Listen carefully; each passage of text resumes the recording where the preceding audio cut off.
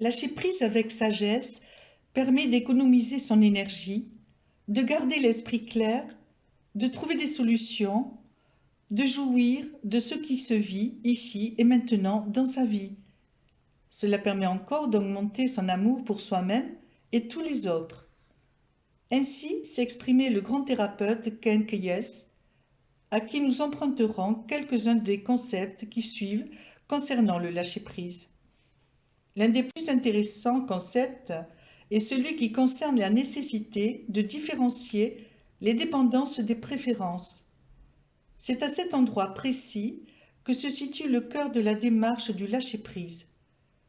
Chaque personne peut vivre dans la joie, l'amour, la paix intérieure en lâchant prise du passé, des regrets, des offenses, de l'amertume. Alors pourquoi tant de gens vivent-ils dans ces émotions-là pendant de longues périodes de leur vie? Parce que ces personnes ont des attentes dépendantes vis-à-vis de leur entourage et des situations qu'elles rencontrent. En d'autres termes, parce qu'elles se sentent frustrées, irritées et malheureuses lorsque leurs désirs ne sont pas satisfaits.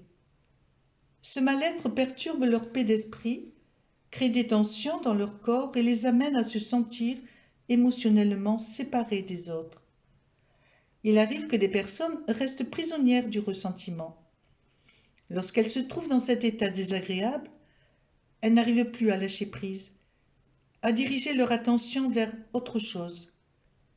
Ainsi, durant des années ou même des décennies, il arrive que des personnes dont l'esprit est programmé par des attentes dépendantes restent prisonnières du ressentiment parce qu'elles ne peuvent plus accepter que leur frère ait reçu un hectare de plus de terrain qu'elles-mêmes lors du partage des terres de leurs parents par exemple, ou encore elles sont malheureuses pour le restant de leur jour parce que leur conjoint les a quittées pour quelqu'un d'autre.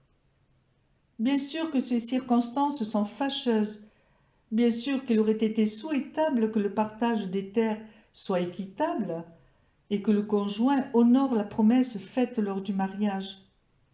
Cependant, ce qui est, ce n'est pas cette réalité qui crée le mal-être des personnes en question, mais la façon dont elles l'interprètent, leur programmation mentale. C'est le fait qu'elles font entièrement dépendre leur paix intérieure de ce qui se passe à l'extérieur. Il existe une autre possibilité, un autre chemin à prendre, c'est celui des préférences. Une préférence est un désir qui, s'il n'est pas satisfait, n'engendre pas de tension ou de mal-être et n'amène pas à se sentir émotionnellement séparé des autres. Passer de la dépendance aux préférences. La programmation mentale qui amène les personnes à cet état de mal-être intérieur est créée par des messages, des instructions présentes en permanence à l'esprit de celui qui en est la victime, fonctionnant comme une grille d'interprétation des événements. Il n'est pas acceptable que je n'ai pas reçu exactement la même chose que mon frère. Et à cause de cela, mon ressentiment, mon mal-être sont justifiés et le seront jusqu'à la fin de mes jours. Ou encore, il est inacceptable, que mon mari me quitte pour une autre, et à partir de maintenant, je serai malheureuse et amère. Il n'y a pas de possibilité de lâcher prise, puisque je suis totalement dans la dépendance par rapport à cette situation. Lorsqu'une personne passe de la dépendance aux préférences, cela ne veut pas dire qu'elle accepte immédiatement ce qui s'est produit. Cela ne supprime pas la tristesse, la colère ou même le désir d'agir pour changer la situation.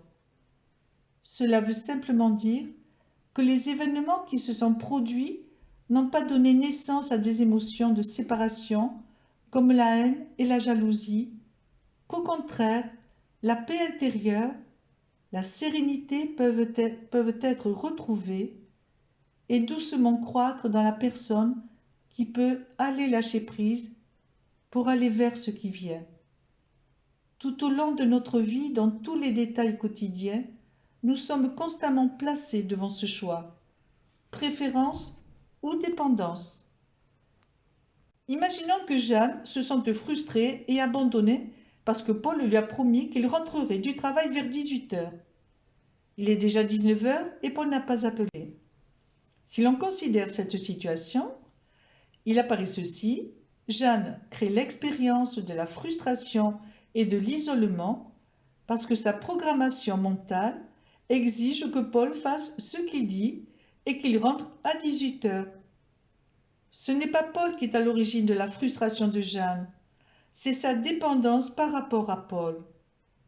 Imaginons qu'à 18h05, une grande amie de Jeanne, qu'elle n'a pas revue depuis longtemps, ait sonné à la porte.